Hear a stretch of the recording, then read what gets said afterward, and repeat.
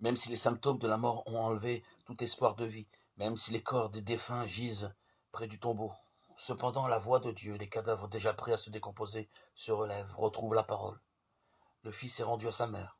Il est rappelé du tombeau. Il en est arraché.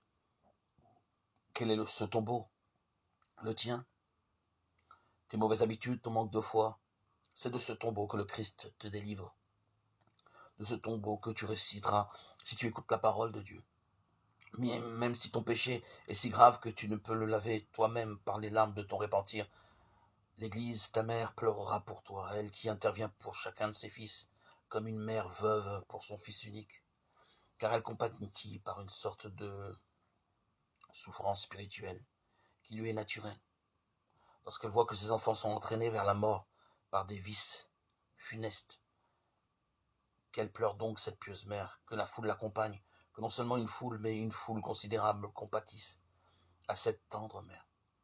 Alors tu réciteras dans ton tombeau, tu en seras délivré. Les porteurs s'arrêteront, tu te mettras à dire des paroles de vivant. Tous seront stupéfaits. L'exemple d'un seul en corrigera beaucoup, et ils loueront Dieu de nous avoir accordé de tels remèdes